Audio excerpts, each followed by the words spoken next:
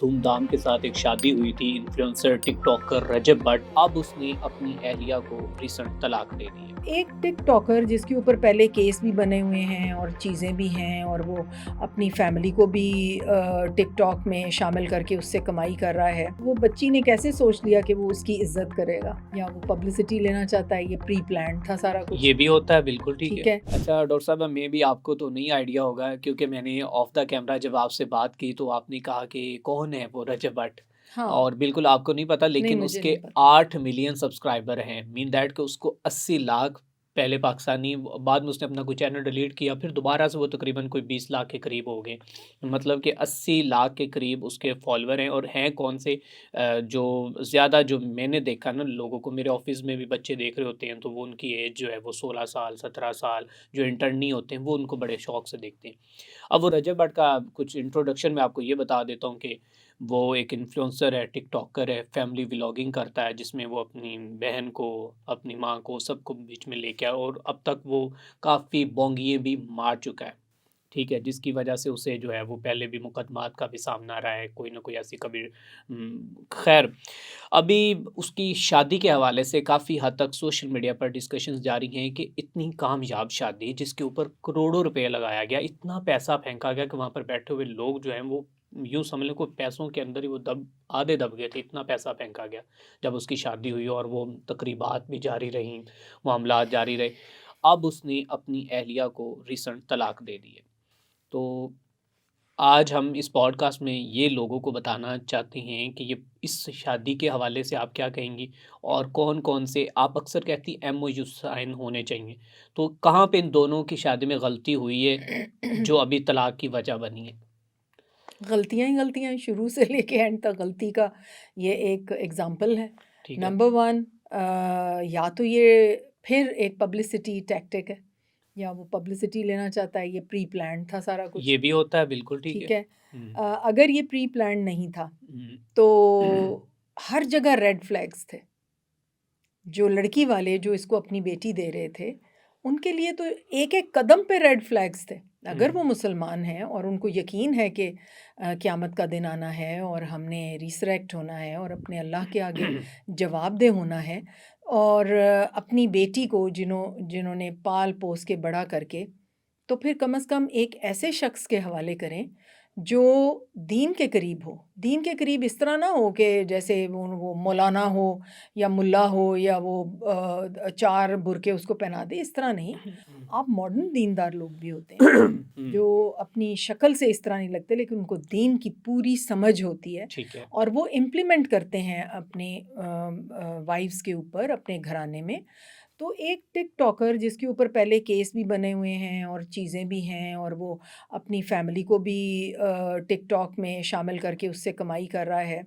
वो बहनें जो पर्दे में रहनी चाहिए, वो उनको हुँ, टिकटॉक के लिए वो इस्तेमाल तो कर उन रहे हैं। दूसरों मर्दों के साथ उनको वो डांस भी करवा रहा ओह होता माय है। गॉड! तो फिर ये वो बच्ची ने कैसे सोच लिया कि वो उसकी इज़्ज़त करेगा या उसको हुँ, एक प्रॉपर्टी बहुत कीमती चीज़ की तरह रखेगा।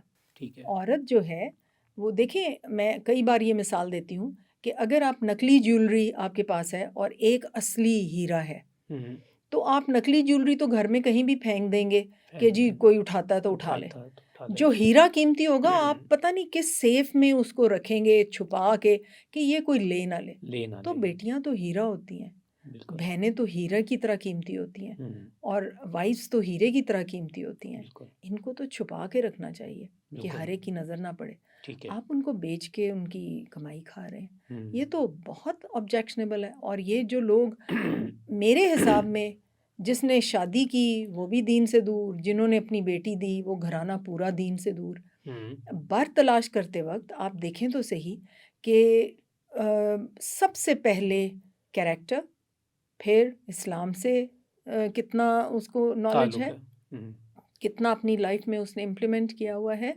नमाज, रोज़ा, हज जो 5 सुतून हैं इस्लाम के, उनके ऊपर किस तरह चल रहा है, हुँ, कमाई हराम है, हलाल है। ये सारी चीज़ें देखने के बाद ही आप लड़की देंगे ना। हुँ, तो अगर आपने ये सारी चीज़ें रेड फ्लैग्स को वो लेके ही नहीं आए कंसिडरेशन में, हुँ, हुँ। तो फिर अंजाम तो ऐसा ही होगा। अंजाम ऐसा ही होगा। हुँ, हुँ। तो इन्हें शादी से पहले किस तरह के एमओयू जो हैं वो साइन करने चाहिए थे, या फिर ईमान के वालिदैन को क्या-क्या चीज़ें जो जो एक तो चीज़ें आपने ये बता दी, इसके अलावा भी अच्छा यहाँ पे एक और चीज़ भी है, वो कहता है कि शादी के बाद वो लड़की खुद व्लॉग में नहीं आना चाहती थी, जो उसकी वाइफ़ थी। हुँ, हुँ। लेकिन वो उसको मजबूर कर रहा था कि आप व्लॉगिंग में उसके अंदर आएँ। तो उस वजह से भी कोई इनके मामलात जो हैं वो बिगड़े हैं। फिर उसके बाद उनके ब्रदर इन लॉ की भी एंट्री होती है। वो कोई आके सोशल मीडिया में उसके हवाले से भी ये कहते हैं कि इसके दूसरी लड़कियों के साथ ताल्लुकात हैं। और फिर डॉक्टर साहिबा उसने ये लिविंग रिलेशनशिप का खुद भी उसको ऑन किया कि हाँ भाई मेरे तो ताल्लुकात हैं। बेटे ये अगर वो बच्ची व्लॉग नहीं करना चाहती, तो फिर मुझे लगता है कि वो थोड़ा-सी उसको दीन की समझ है, हुँ, व्हिच इज़ वेरी गुड। हुँ, और अगर वो जो लड़का है, उसका भाई, उसने बाद में पता कराया है कि उसके एक व्लॉगर जो इस तरह अपनी घर घर की औरतों को भी उसमें यूज़ कर रहा है, तो व्हाट डू यू थिंक उसका कैरेक्टर कैसा होगा? आपने ये तो पहले ही चूज़ करने में गलती कर दी, हुँ, तो ये फिर उसके और औरतों के साथ तो ताल्लुक होने ही है। वो ये नहीं तो अंडरस्टूड है कि जो दीन से दूर है, फिर शैतान तो मतलब हर जगह मौजूद है ना, वो तो बहकाता है, वो तो लेके चलता है। तो इसलिए आप लोगों ने तो हर रेड फ्लैग को इग्नोर करते रहे, करते रहे, करते रहे, तो फिर आपकी बहन के साथ भी वही सलूक उसने करना था। हुँ। अच्छा डॉक्टर साहिबा अब बात यहाँ पे रुकी नहीं, उसके बाद जब इसने एक नोटिस भेज दिया उसको डिवोर्स का, तो ईमान उसकी जो अहलिया है, उसने क्या किया है कि अपने एक छोटे से बेटे की पिक्चर उसके ऊपर रखी है और अपना हाथ रखा है और वो पिक्चर खींच के उसने वो सोशल मीडिया पर वायरल कर दिया और जिसकी वजह से रजब भट्ट को लोग तनकीद का निशाना बना रहे हैं। इस हवाले से आप क्या कहेंगे? देखिए मैंने तो सोशल मीडिया पे जाने का टाइम नहीं मिलता मुझे। बिल्कुल, तो जैसे आपने सारा कुछ बताया मुझे तो लग रहा है कि ये पब्लिसिटी स्टंट है सारा। शादी पब्लिसिटी से स्टंट। लेके हुँ, और अब ये जो बेटा हो गया और उसके बाद मुझे लगता है वो तीसरी तलाक नहीं देगा, रुजू कर लेगा। ये हुँ। सारा पब्लिसिटी इकट्ठी करने का भी तो स्टंट हो सकता है। मैं नहीं कह रही कि है। हाँ, ठीक है। मतलब लेकिन हो मुझे सकता है ज़हन मोस्टली में आजकल के व्लॉगर हाँ, और ये टिकटॉकर ये हाँ, क्रिएटर जो है कंटेंट हाँ, क्रिएटर कर भी ये रहे हैं। हाँ। कोई तो यहाँ तक इवन के डॉक्टर साहिबा उनको मार भी देते हैं कि हुँ। फलाँ बंदा ये अपनी वीडियो लगाएँगे ये जी ये जो मेरे साथ था ये तो मर गया। रिसेंट एक मियाँ बीवी ने ऐसे बड़ी बोंगिए मारी थी कि वो तो लोगों को मार भी देते हैं। नकली मतलब मतलब कि सामने आके ये कह देते हैं कि फलाँ मेरे वाला शख्स जो है इन्ना लिल्लाहि व इन्ना इलैहि राजिऊन उसका इंतकाल हो गया है। ओह! यहाँ तक कर देते व्यूज़ के लिए लेकिन बाद में पता चलता है कि ये वो तो ज़िंदा है।